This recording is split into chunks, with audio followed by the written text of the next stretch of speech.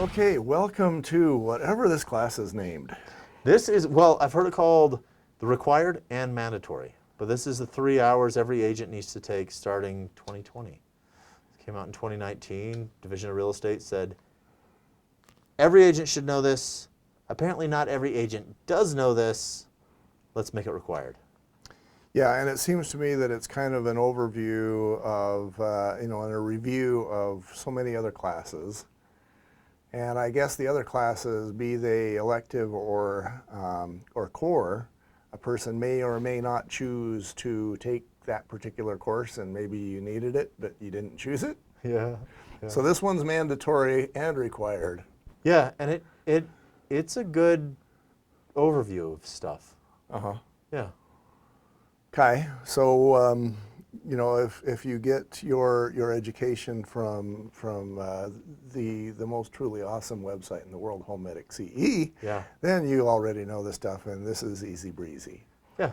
But so you get to sit back and drink your lemonade, and life is good all over. It is. Let's talk about this stuff. Okay, so very, very first thing, Uh-huh. real estate agent, you get a client. You're supposed to get, you need to get an exclusive buyer-broker agreement and agency disclosure. Okay. What this thing says is, as an agent, you're going to show them houses and they're going to pay you money. Okay. Basically, covered everything. Next section. Just kidding. But that's the sum up. Okay, so you started out and it's kind of like a purchase contract, right? You can identify who you are as an agent, and you're going to do this by identifying your brokerage, because the broker's the one that does the transaction and you work on his behalf. So just like when the transaction closes and the title company has the check, they give it to your broker gives you your split, the cut, right? Yes. So the first thing is you're going to identify the terms of the agreement. So you as the agent are going to work with the buyer for a period of time or on a specific property. And so the paragraph is trying to do multiple things at once, and apparently it's managed to do that fairly well. Either you can be, let's say I'm the buyer and you're the agent, I can be the buyer and say, look, I want to work with you only on buying this property. Yeah.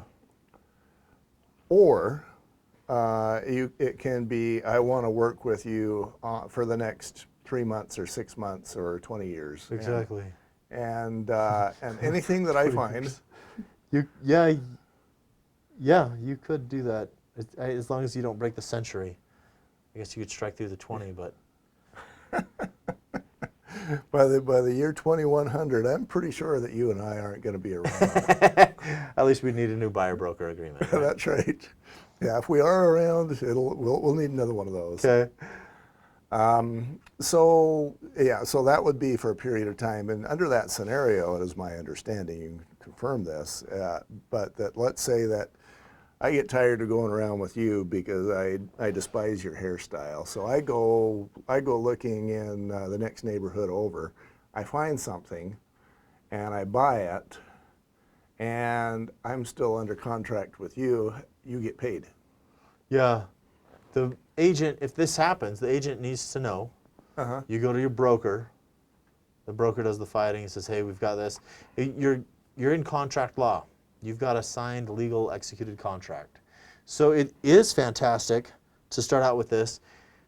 So you're covered commission-wise, but really more important than that, it's important to go over this with your client. This is a great way to sell yourself as an agent, to say, I work for you, you're paying me for this, and this is why you're paying me, and this is why I'm amazing. Mm-hmm. Like, I will be amazing, I'm worth the money, this is why, sign the paper. And when they understand that, then there's not as many issues with, I'm going around with that. And you can bring up the conversation, because like maybe this person is doing like a 1031 exchange and they've got multiple properties, and they're using you because you are an expert in Utah County, and they want one in Millard and they want one in Washington County. But they're going to use the agents that are there, that are familiar with those areas, and so they have 3 buyer-broker agreements for specific properties, not under timelines. Or if they wanted to do one in Utah County, one in Millard, and one in Juab. All right.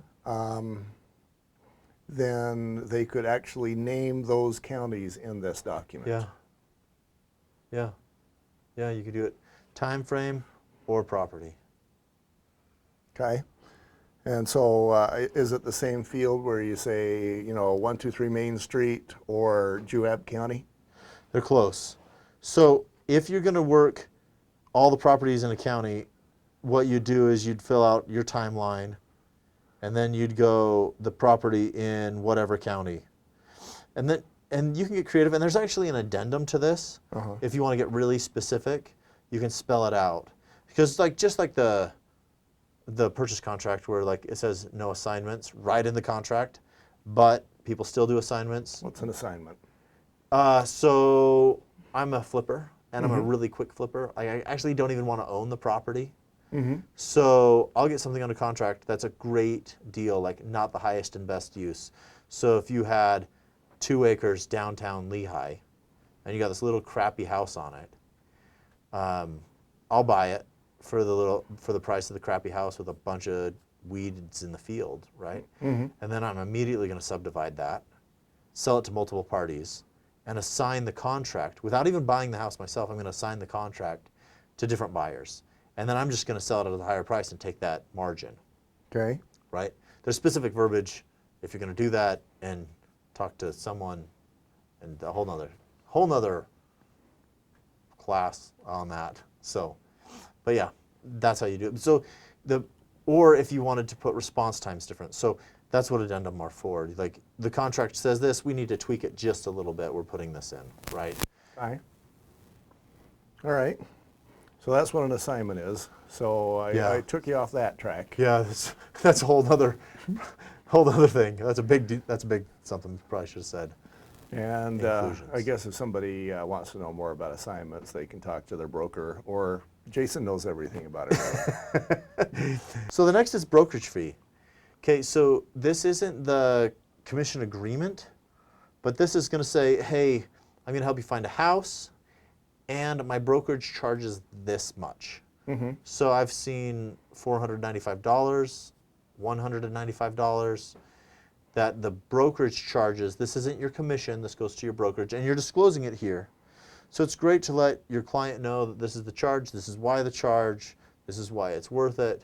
It's also really good to let your lender know, so he can disclose all the fees appropriately on his disclosures. Well, and that's helpful too, because if the buyer finds out about the brokerage charges when they're closing, Yeah, it's not so happy. yeah, that's unpleasant, and then you don't get return customers, and you get angry phone calls from angry people. Yeah. Okay, Term of agreement, brokerage fee. let's break then and do the protection period in the next Perfect. one.